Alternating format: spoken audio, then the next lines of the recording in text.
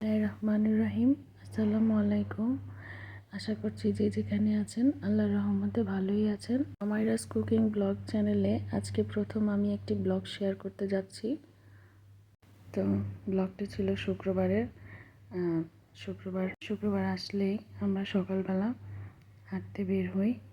সারা সপ্তাহ তো সময় পাওয়া যায় না। তো এই তো আমরা এখন রেস্টুরেন্টে চলে আসছি সকালের নাস্তা সেরে নিব। তো এখানে আমরা নিয়েছি রুটি, সবজি, ডাল, চিকেন স্যুপ। আর তো এই রেস্টুরেন্টের স্যুপটা অনেক ভালো হয়। এই তো আমরা নাস্তা সেরে নিয়েছি। এখন আমরা আবার বেরিয়ে পড়লাম হচ্ছে সংসদ ভবনের সামনের দিকে যাচ্ছি। তো আমাদের বাসা থেকে সংসদ ভবন অনেক কাছে, তাই প্রায়ই আমাদের এখানে আসা হয় আর ভালোই লাগে। এখন তো আরও শীতকাল, এখন আরও বেশি ভালো লাগছে। সকালবেলা বাচ্চাদেরকে নিয়ে কিছুক্ষণ সময় কাটালে ভালোই লাগে, বিশেষ করে উইকেন্ডে। আর এখানে আমার মেয়ে একজন চুড়িওয়ালা মামাকে দেখতে পেয়েই তার চুড়ির দাম জিজ্ঞাসা করছে। যদিও সে চুড়ি খুব একটা পরে না, কিন্তু জিজ্ঞাসা করতে খুব পছন্দ করে। তো আমি এখান দিয়ে লাল চুড়ি দেখতে পেয়েছি। আর মেয়েদের লাল চুড়ির ভালোবাসা তো অন্যরকম, যেটা বলে বোঝানোর মতো না। তো আমি আমার জন্য নিয়ে নিয়েছি, সাথে আরও কিছু চুড়ি আমার ছোট ভাইয়ের বউয়ের জন্য নিয়ে নিলাম। এই তো এখান দিয়ে চলে আসলাম। এখন কিছুক্ষণ হাঁটাহাঁটি করব। তো বাচ্চাদেরকে নিয়ে কিছুক্ষণ সময় কাটিয়ে আমরা আবার বাসার দিকে রওনা দিলাম। ওদেরকে নিয়ে কিছুক্ষণ হাঁটাহাঁটি করার পরে যেহেতু অনেক দেরি হয়ে গেছে, তো এসেই আমি রান্না বসিয়ে দিলাম। তো আমি এখানে চিকেন রান্না করব, সেই জন্য আমি পাতিলে তেল পেঁয়াজ দিয়ে দিলাম, আর রসুন বাটা, আদা বাটা, তারপরে লাল মরিচের গুঁড়ো, হলুদ গুঁড়ো সব কিছু দিয়ে একসাথে ভালোভাবে মশলাটা আমি কষিয়ে নিব। তো মশলাটা যেন পুড়ে না যায়, সেজন্য আমি একটু পানি দিয়ে দিচ্ছি। এরপর আমি ভালোভাবে মশলাটাকে কষিয়ে নিব। মশলাটা কষানো হয়ে গেলে আমি এখন চিকেনগুলো দিয়ে দিচ্ছি। চিকেনগুলোকে এখন আমি মশলার সাথে ভালোভাবে মিশিয়ে কষিয়ে নিচ্ছি। তো চিকেনগুলো কষানো হয়ে গেলে আমি এখন এখানে আলু দিয়ে দিচ্ছি। আলু দিয়ে আবার কিছুক্ষণ ভালোভাবে কষিয়ে নিব। মতো কষানো হয়ে গেলে তো আমি এখানে আবার একটু নেড়ে চেড়ে তারপর পানি দিয়ে দিব।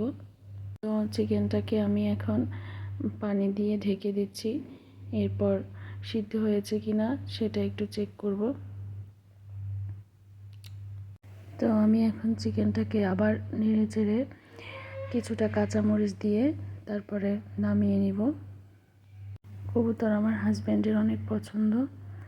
তো আমি এখন এখানে তেল দিয়ে দিচ্ছি আর গোটা গরম মশলাগুলোও দিয়ে দিচ্ছি, সাথে পেঁয়াজ, আদা, রসুন,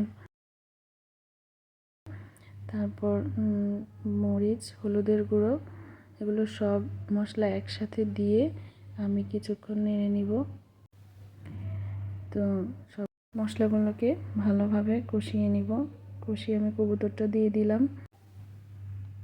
কবুতরটাকে ভালোভাবে মশলার মধ্যে কষিয়ে নিব। কষানো হয়ে গেলে আমি সিদ্ধ হওয়ার জন্য ভালোভাবে পানি দিয়ে কবুতরটাকে নামিয়ে নিচ্ছি। তো এই তো আজকের দুপুরের খাবার। এখানে কবুতর, মুরগির মাংস, ডাল, আর এখান দিয়ে আমার হাজব্যান্ড সরিষার শাক ভর্তা করবে। তো সরিষার শাকটা ও অনেক বেশি পছন্দ করে আর ও নিজের হাতেই মাখাতে পছন্দ করে। তো এখন সে মাছের থেকে কাটা বেছে ভালো মতো পেঁয়াজ মরিচের সাথে মেখে নিচ্ছে সরিষার তেল দিয়ে। ওর হাতে এই মাখানো ভর্তাটা অনেক মজা হয়, তো সব সময় ওই মাখে। সে ভালোভাবে মেখে শাকগুলো দিয়ে দিচ্ছে। তো শাকগুলোকে ভালোভাবে মাখিয়ে নিচ্ছে। চেষ্টা করবেন এভাবে মাখিয়ে নেওয়ার। এভাবে মেখে গরম ভাতের সাথে অনেক মজা হয়। তো এই তো মাখানো প্রায় শেষ, এখন আমরা খেতে বসে যাব। তো আজকের ব্লগটি আপনাদের কাছে কেমন লেগেছে জানাবেন, আর ভুল ত্রুটি হলে ক্ষমা করবেন। আর আপনারা অনেক ভালো থাকবেন। আশা করছি নেক্সট ব্লগে দেখা হবে।